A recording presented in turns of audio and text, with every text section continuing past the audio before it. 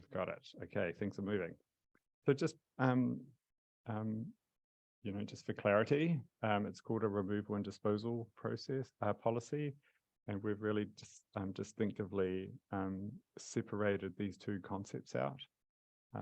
The removal, the process of removing items from the collections, the National Library's collections, and then disposal, what we do with them once they're no longer part of the collections. And there's a range of disposal options available there to us. So we've really sort of part of good policy, I think, is to clarify the concepts that you're dealing with. And so these are the two driving concepts here.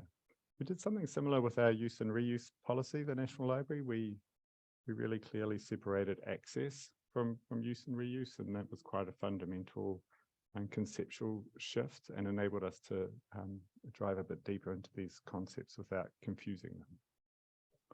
So that's the framing.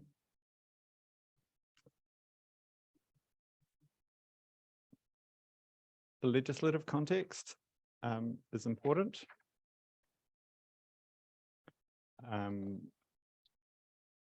There's two components of the National Library Act that are important to consider here and help frame it. One is around the National Library not being able to remove items from the collections without approval from the Minister. And the other is around the research collections of the Alexander Turnbull Library that's part of the National Library. There's this requirement for the Turnbull Library to preserve, protect, develop and make accessible for all New Zealanders, all the people of New Zealand, the collections of the library in perpetuity. So that in perpetuity statement is two things. One, a really long time. Two, a very clear intent that for any item to be removed, it's a special process. It's not a regular process, and that items in the Turnbull Library have the intention to be and the mandate to be retained in perpetuity. I'm occasionally just going to press mute because I have a really dry cough, which is embarrassing in a work and social situation at the moment. It's definitely not COVID, and it's definitely not viral, but it still coughs are bad. So I'm just going to mute and cough. We'll see how the closed caption deal with that.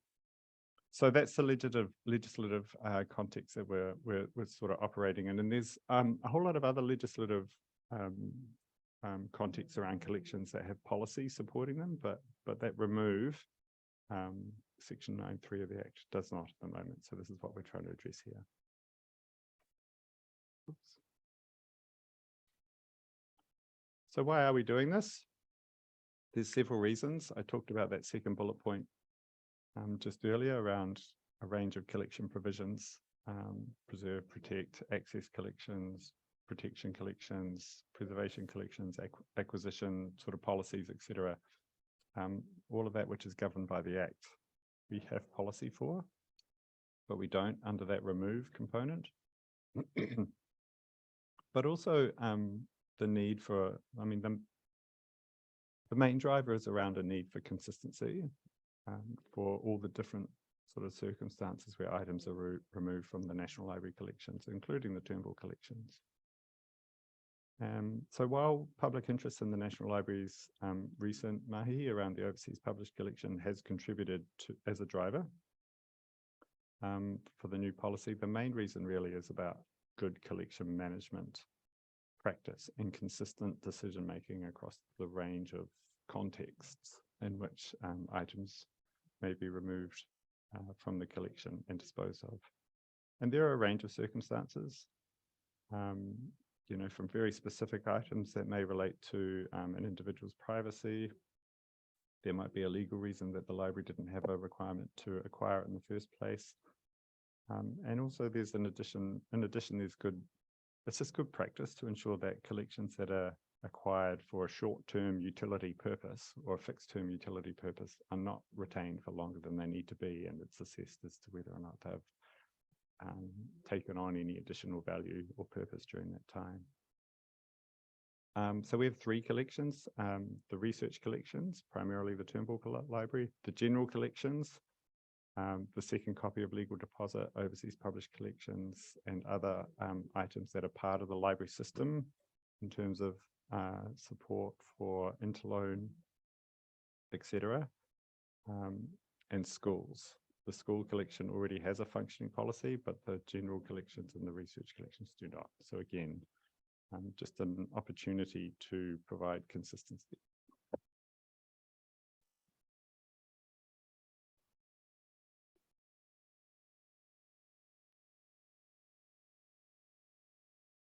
So scope.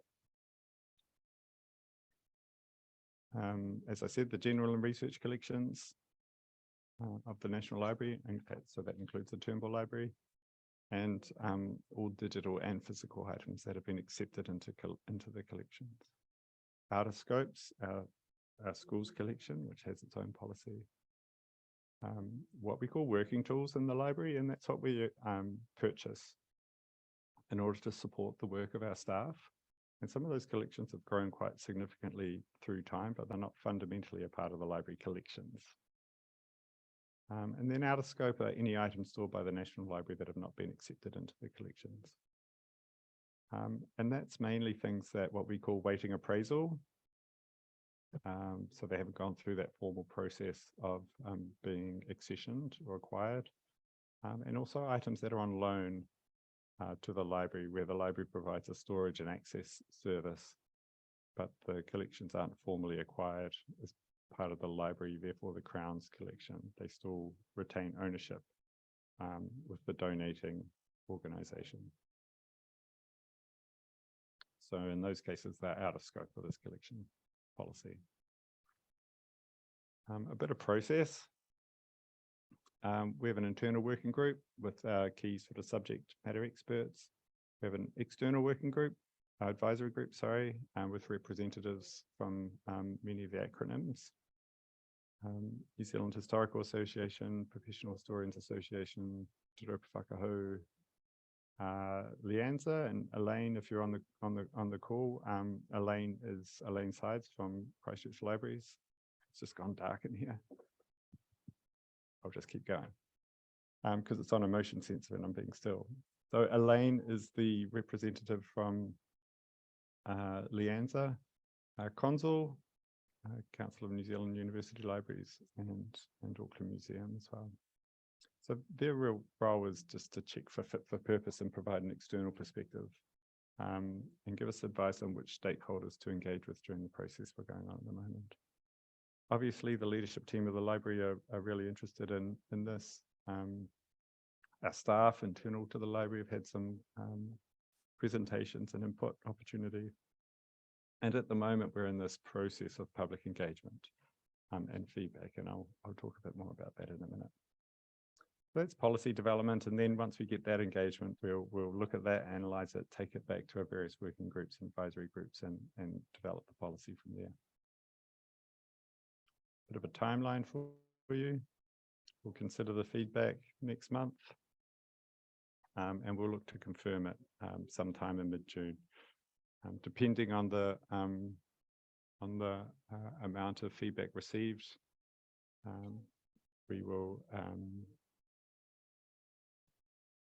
if we get a lot of feedback and have to a lot of feedback that sort of requires us to make some quite significant adjustments, it just might take a bit longer to go through the approval process. Then, if there's not so much adjustment that needs to be done, it might be ready by June or July.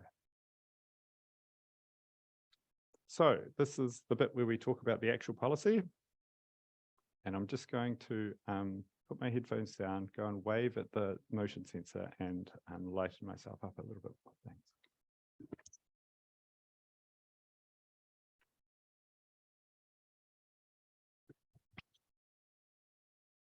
Like magic.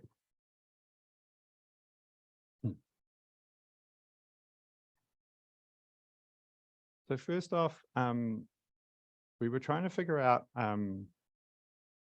like how, first of all, there's like removal is quite a high bar, and how you articulate the bar at which, removal processes kind of kick in from that point. So we thought that, and you'll see a little bit of how this works with the next slide, but we thought that in order for us to even consider the National Library to consider a removal, first of all, there has to be either one of these. There's either a legal reason for the item to be removed or to be considered to be removed. There's a more appropriate group or institution to hold those items, and they have an intention to care for them long term. The items are no longer fulfilling the purpose for which they're collected and have not taken on any subsequent purpose. And items in the general collection do not align with the library's collection policy. So in the general collection, which is acquired to for a utility purpose, if that utility no longer exists and it's not a priority in the collection policy, then it's a candidate for removal.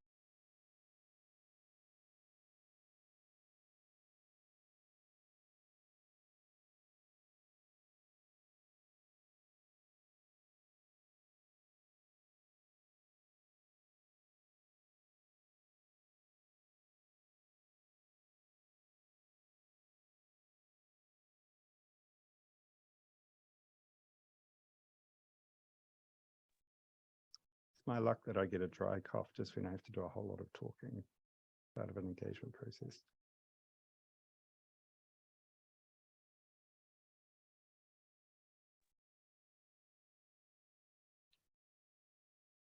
So they're the circumstances for removal, and essentially the bar that needs to be set in order for any of these other sort of principles that require consideration.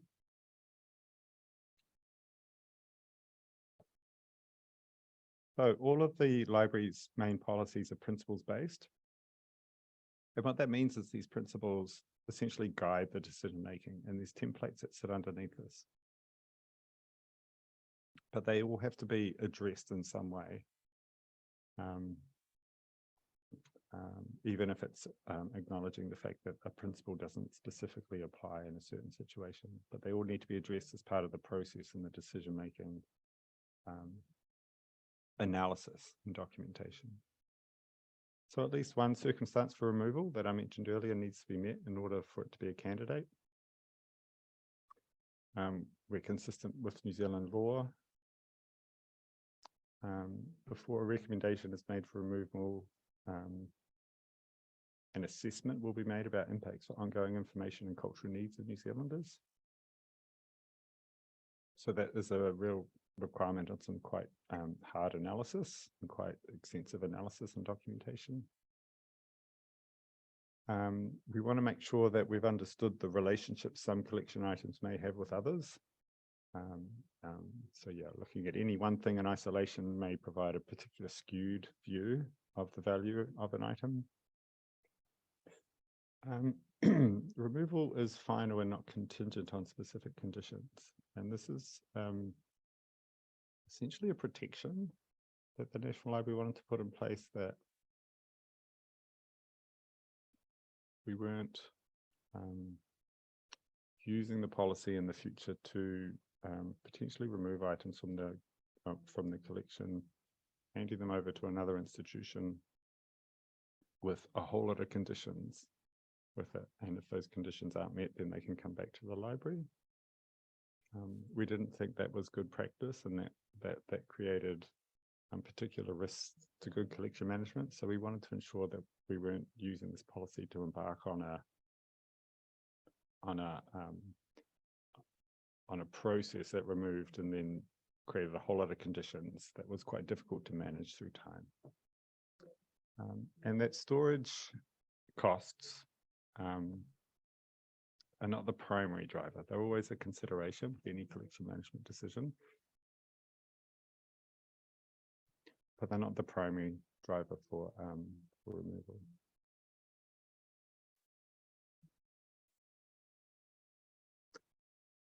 So that's around removal. And then if items are to be disposed of, in terms of the decision we make on disposal, again, consistency with New Zealand law, The National Librarian can consider a wide range of options. And where a wide range of options are available, the disposal action that enables ongoing public access will be prioritised. It'll be something, cost will be understood and considered as part of it.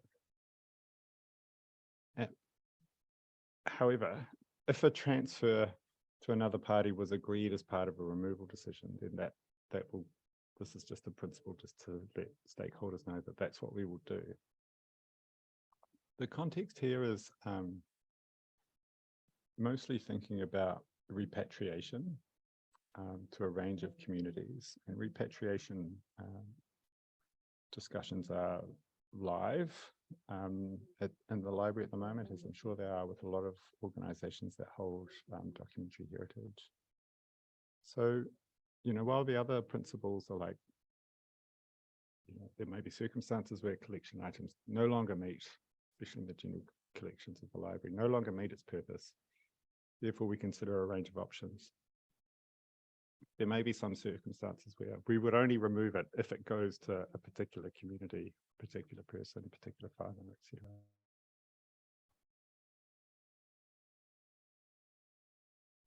So this is just coding in principle that we will do.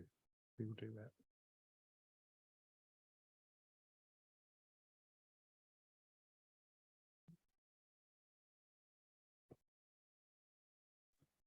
And then we separated out our process principles. And I think this is where you'll see quite a lot of change come from the National Library. One is around transparency. The process and the outcome will be transparent, and I'm really interested in what that might look like for you.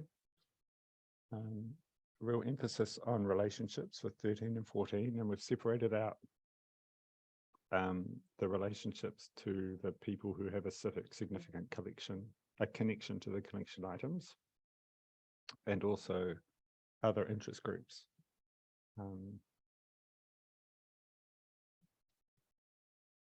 We'll follow appropriate tikanga when making and implementing decisions. We'll keep a record of it, item 16. And a summary of the engagement activities and outcomes will be provided to the person making the decision.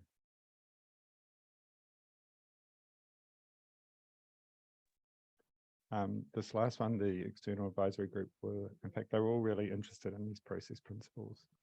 But that last one was particularly important to transparency and to really genuine engagement, that there was an acknowledgement that what was being said to the library was being considered and documented, not just to whomever is doing the work, but also to the person making the decision. So they're the process principles.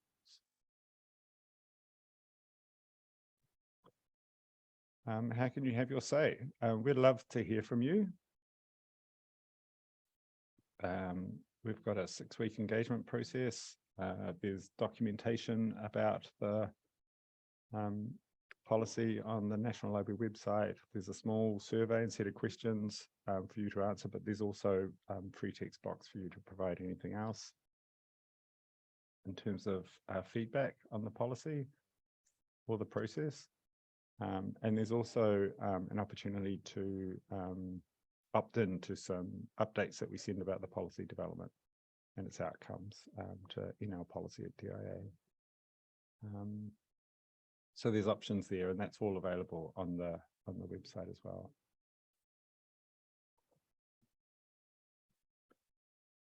That's it. That's the policy in a nutshell. That's a bit of the process of how we've got to this stage, and just an acknowledgement that we're in this engagement phase. We're really interested to hear from you, hear from our colleagues. We're really interested to hear from you in terms of, making sure it's a good policy, some suggestions you might have or feedback you might have, good or constructive or indifferent. We're also interested in your views as to, if the National Library undertakes a very transparent, publicly removal and disposal process for all of its decisions. Maybe there might be 2 or 3 per year. What impact that might have on libraries who have special collections and other circulation collections, whether that expectation will extend from the public and from key stakeholders or extend further out into the system. Yeah, that's it. Anything that you can think of from your perspective, we would love to hear from you. And I specifically would love to hear from you because I've undertaken to read every single piece of feedback that we receive, which I'm looking forward to. So apologies for my cough. I'm sitting a lozenge in the corner of my mouth as I talk, so I'm probably sounding a bit funny as well. Thanks for coming and hearing, and I'm really happy to open it up to any questions that you might have.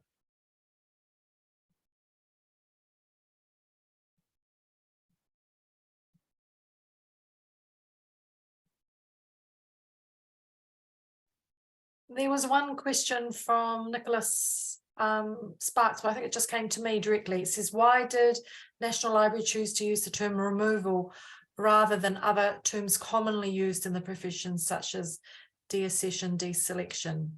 Alignment with the Act seems a trade-off with specificity and common practice. Yeah, I think in some parts of the I'm frozen, but I'm sure you can hear me still. Yes. In some parts of the policy and in the contextual documentation, we do put deaccession in paragraph. I think we actually define it in the policy. Just let me look.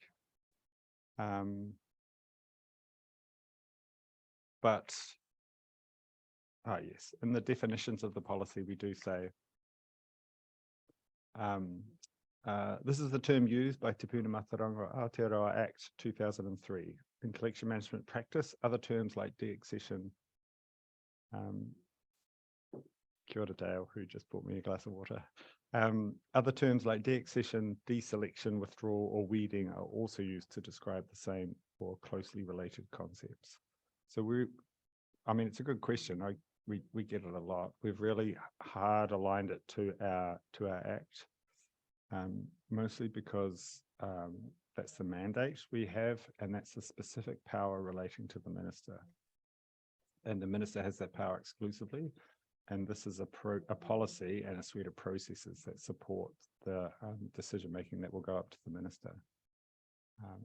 So that's why.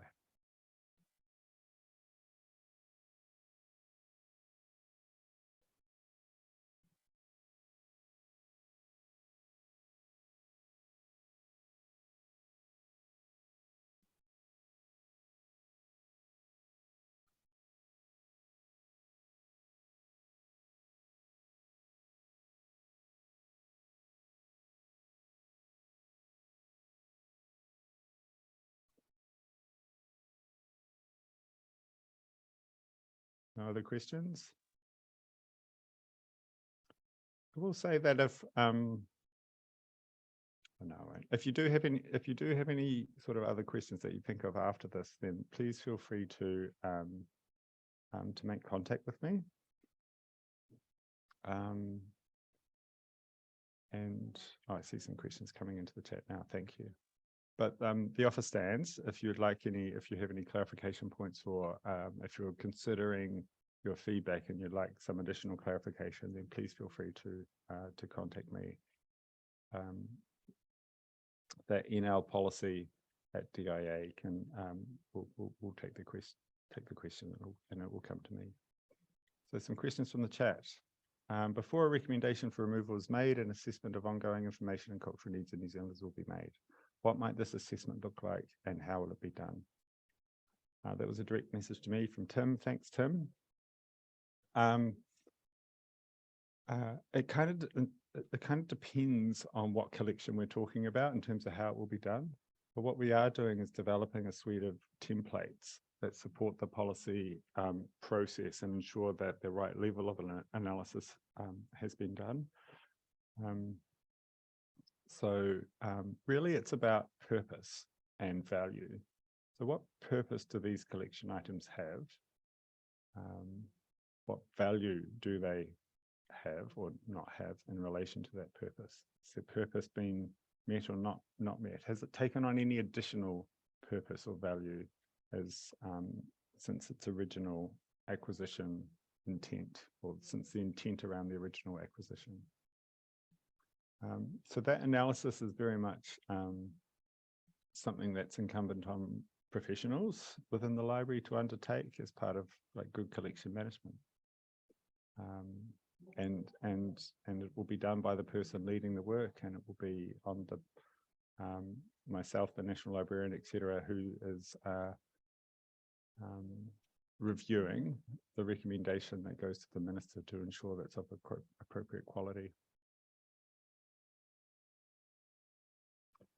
Paula asked, have you talked to other institutions across the Motu regarding their policy changes or directions regarding CTPS and CMPS? That's one thing I'm really interested to hear from others about now. We have spoken to some institutions, but we are interested as part of the feedback, or if you've got comments now in terms of work you're doing in this area that has worked for you, or maybe the experience has been that something didn't quite work as you intended it to work. So good question, Paula. We would like to hear from you as part of the feedback process, or contact me directly again.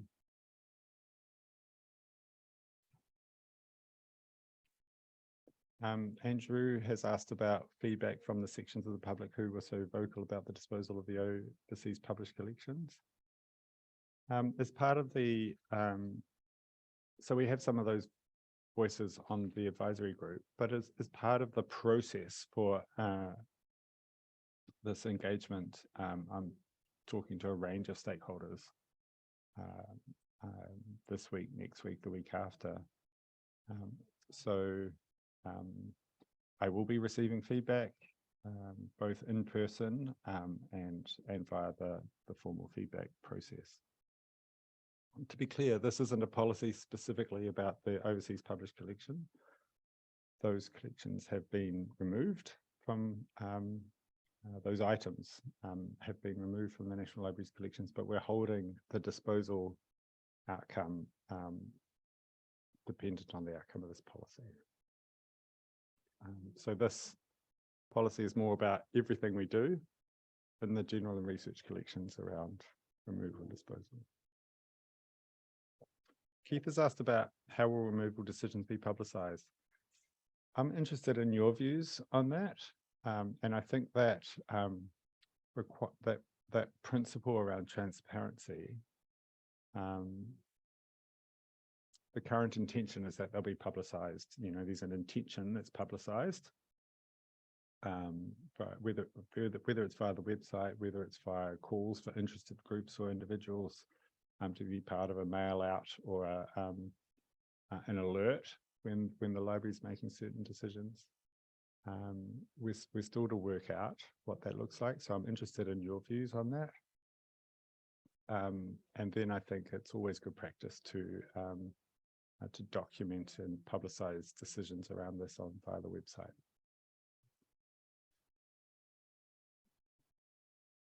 Oh, good. I'm getting lots of questions now. This is great.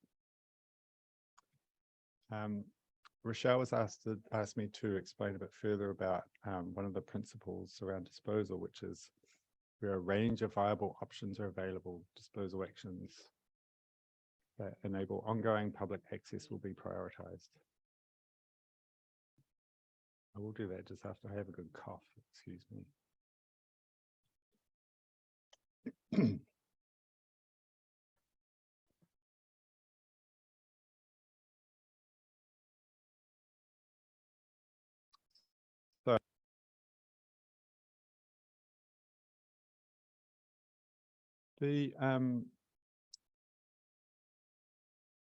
We're thinking more in the library's general collections here.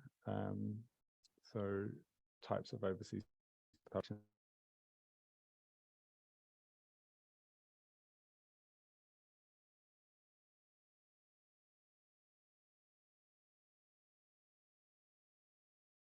I think that Mark has frozen. Let's see if he comes back.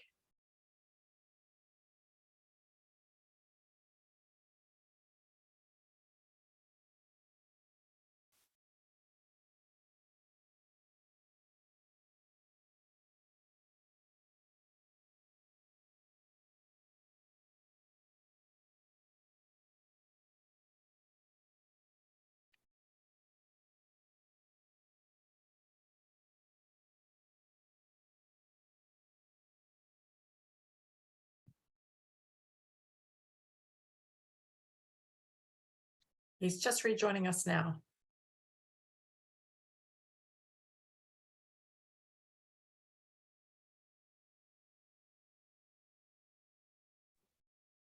So I just got booted out, and I think it's at the Wi-Fi connection at my end, but I'm back on. Yep, you're good. Yeah. Thank you. What it does mean though, Anna, is that I've no longer got the chat questions. So it sort of resets me, but I do remember the last one I was working on, which was relating to where a range of disposal options are available, then the National Librarian will prefer ones that provide the greatest access outcome for New Zealanders or something like that. The thinking around that was just more in line with the purpose of the National Library. It's where there's a number of items that are looking to be disposed of by the National Library. Our preference is that there's some other mechanism by which New Zealanders can receive access to this item, even though it's no longer in scope or fit for purpose for the National Library. There still may be a community or an interest group or something that will benefit from having these items. It's just not appropriate for the National Library to be that place. So that's why that was in place. It's more about you know, and a kind of a guiding principle for us to search and find an appropriate access mechanism if it's not us, and that might not exist, or it might be too expensive, or it might not work in some way, but the principle is there to guide us to search for that particular outcome. Yeah, and that's the purpose of the principle. And these principles will need to be documented in terms of how we've addressed them. So that's the intent there, more around aligning with the purpose of the National Library.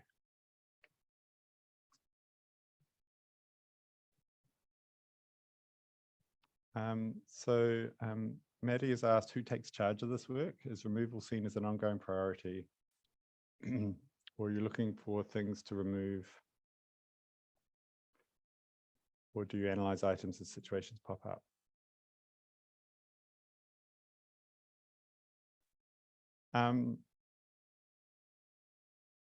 Both. So in terms of who takes charge, what we'll have to do in the library is assign someone leadership responsibility for this. It's likely to be the Director of Content Services. At the moment, that's me. But we need to put positions in place rather than people who are responsible for the work. So I think the idea is that there might be a regular and routine suite of disposal actions on a yearly basis or a regular basis. We don't know what that looks like yet for smaller tranches of work, especially from the general collection. And we build that process and that thinking into our collection management practice. At the same time, things pop up, and they're things that we often are outside of our control. And so we have a small team in the library. It relates to a bunch of other work we're doing. We have a small team in the library who work on takedown requests and removal requests as they pop up. So it might be for our that particular committee to look at, or there may be a very special circumstance under which it's someone else. The key thing is that it's assigned to someone to lead, and there's oversight from a leadership position in the library for the work. And that's a real challenge, those range of circumstances, from a particular one item, it might be one photograph, one book, to to more larger kind of aggregations, or there may be copies. You know, I'm thinking about newspapers in the library. Sometimes we have, you know, we've got about 11 kilometers of shelving for newspapers in the library. So we have a master newspaper. If they've been microfilmed, we've often got a preservation microfilm, an intermediate microfilm, and an access microfilm. If that microfilm has been digitized for papers past, we've got a preservation master digital file and an access copy. So sometimes we've got 6 copies of a newspaper. And so, you know, there might be a program of work where we look at some of the things where we've built up just because of how the library has practiced and operated over decades. We've just built up multiple copies of things, and it might be that, you know, we put in place a little program of work to look at planning things. and listening at the same time. And so, so it's kind of all of those things, Maddie. I think there'll be a little bit of regular and routine. There'll be a couple of areas where there are significant copies that we might want to look at in the coming years. And then there'll be, it just needs to respond to whatever situation comes up. And that's the challenge of this policy, to be able to address the suite of circumstances that do arise.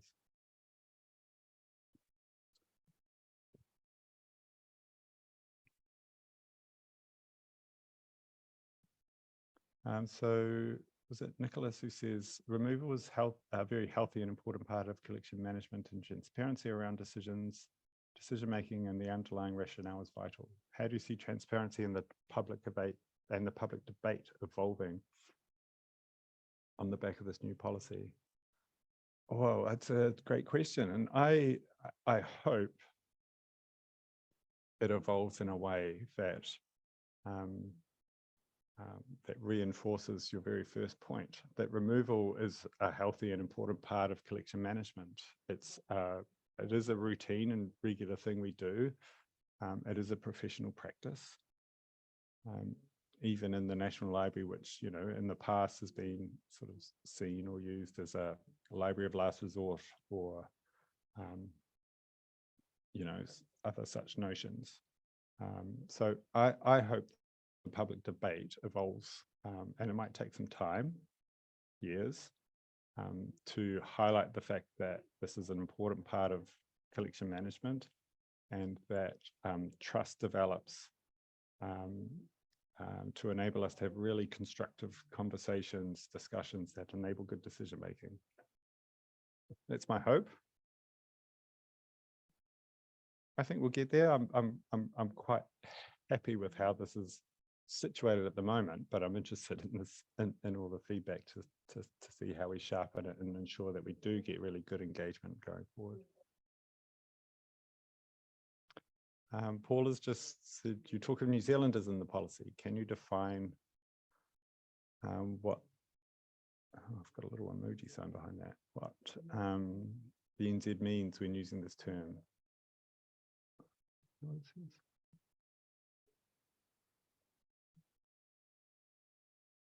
It's a very broad catch-all term. It's also the term used in the Act, Paula, around New Zealand and New Zealanders.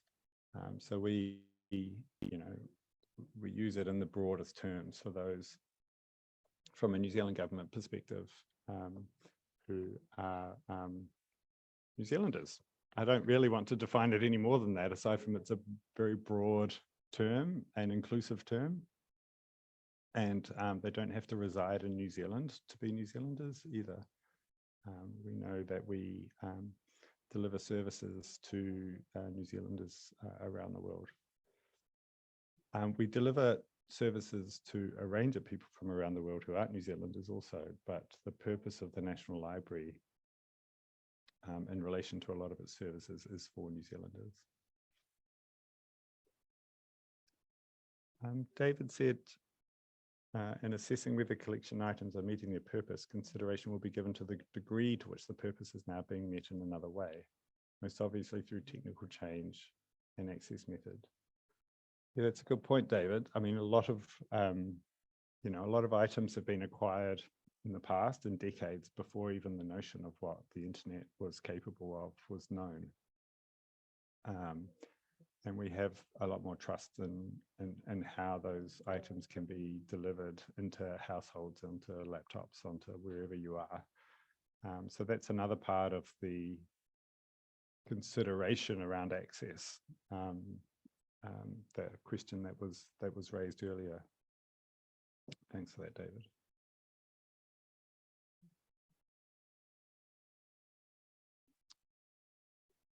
Right. I think I've got everything. Oh, Kathleen, if the National Library is considering items for removal, and you see that another New Zealand library holds the work, do you reach out to that library to ask if they will keep their copy for long term? Do you place a reliance on other libraries to hold on to certain collection areas as the library of last resort? One of the principles for removal was that there were a couple of things here. One was that removal recommendations will take into consideration the relationships items has with other items in the collection. Yeah, that's only thinking about the collection rather than across New Zealand. So that's a good point there. And also some of the thinking behind principle 3 in removal around before a recommendation is made for removal, an assessment will be made about those ongoing information and cultural needs to New Zealanders. And I think the sort of key point there is how those needs are being met, which is something that we might need to take into consideration. And then in the process space, the National Library seeks advice from relevant groups and individuals to ensure decisions align with the policy and the policy intent. So I see relationships with other libraries and other institutions who hold copies of things as being an important part of us meeting that principle and giving life to that principle. That might not be specific enough in the policy for your liking, and you might have some recommendations about how the National Library best articulates that and addresses this. So we'd love to hear from you about that. Yeah, and Paula's just noting as well that other institutions often make decisions around their own deaccessioning on the understanding that the National Library holds a copy with the expectation that these are being held in perpetuity. Oh, my light's gone off again. Yes, that's right, Paula. And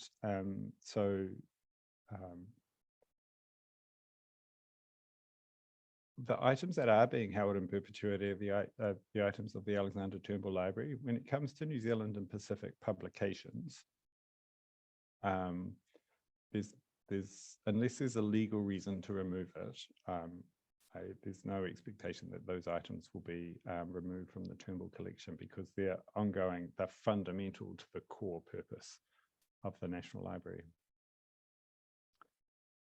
However, if there's international or overseas books,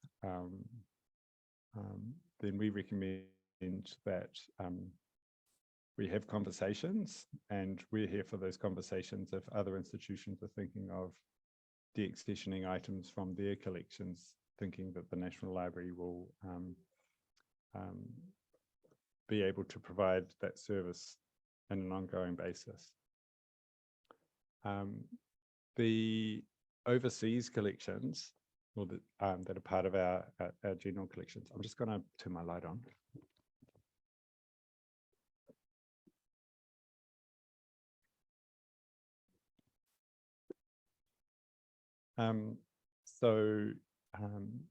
Yeah, just to reiterate, in the general collections, what we call our general collections, overseas published material, the second copy of legal deposit, some children's literature, etc., some sort of focus collections, print disability, etc. The overseas published material and some of the other non-New Zealand and Pacific published material, it's not the intention, nor is it the requirement to keep those in perpetuity. So if other organizations are making deaccessioning decisions based on those assumptions, we really encourage them to get in touch and have a conversation about that. And just to clarify your thinking.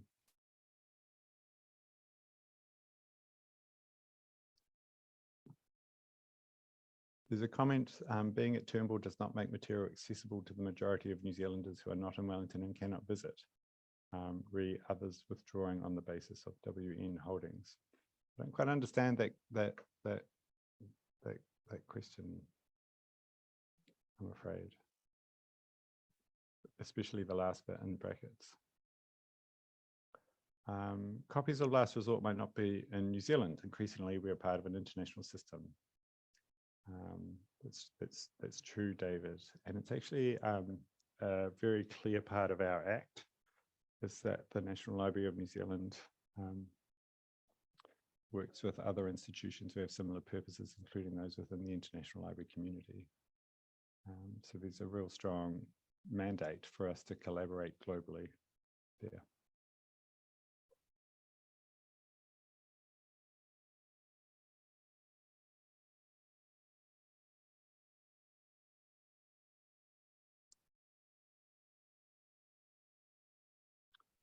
Yeah, so the WN collection, my first role was as an interloan librarian at Te Herenga Waka, PUW. Yeah, so the question is about being at Turnbull does not make the material to the accessible to the majority of New Zealanders. Others withdrawing on the basis of WN holdings. But the New Zealand and Pacific material that is in the National Library collection, so not in the Turnbull collection, in the National Library collection, that will still continue to meet the ongoing purpose and collection policy of the National Library. So unless there's a legal reason to remove something, it's not the intention that this policy undertakes a deaccession process for the second copy of New Zealand and Pacific material.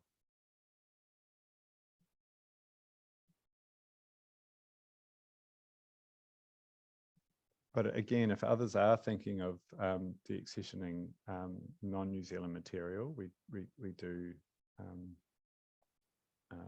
on the basis of the National Library holding a copy, we do encourage them to get in touch. So Keith has asked, can you confirm that the second copy deposit of New Zealand material will not be removed? I can't confirm that, Keitha, because that's there may be circumstances that come up where an item might need to be removed. And as I said earlier, the newspapers give quite a good kind of maybe exemplar there. So one copy of a newspaper in the Turnbull Library collection, one copy in the general collection, plus the microfilm copies, plus digital copies. So I can't, it doesn't make sense to have 5 or 6 or 7 copies of a single thing. So whilst there's always an intention to retain 2 copies in perpetuity, I think there will need to be some conversations about which copies are the best copies and for which purpose. But again, it'll be a very specific context that the policy needs to deal with, and that's why those conditions were right at the very start, and that's why we've put transparency and process and relationship principles in as well, so that any undertaking by the library is known as it's happening or before it's happening, not after it's happened.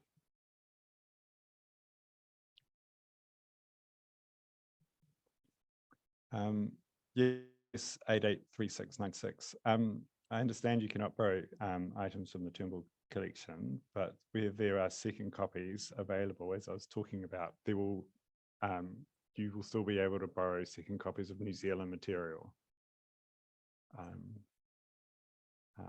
So whilst there, you know, as I said, there might be a number of copies of New Zealand material, and the second copy might be physical or digital. There'll still be options there. And yes, David, the interloan volumes have significantly dropped.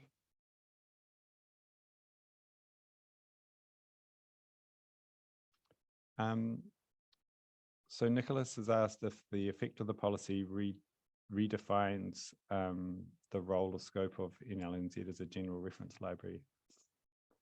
Our collection policy sort of defines our scope and our purpose of our collections. And so that notion of a general reference library, I don't think has been one for the National Library in terms of purpose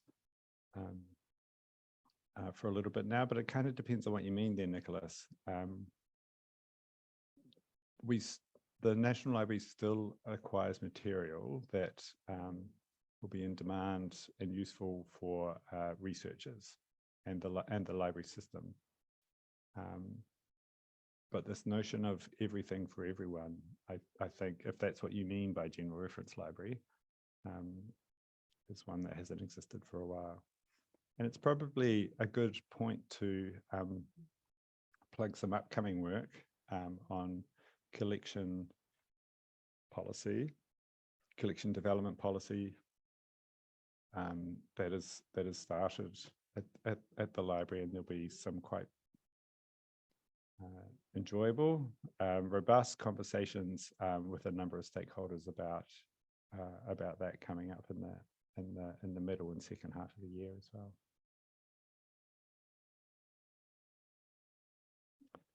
I hope I have, thank you for your questions. They're all brilliant, and they've been really quite enjoyable to consider and to hear.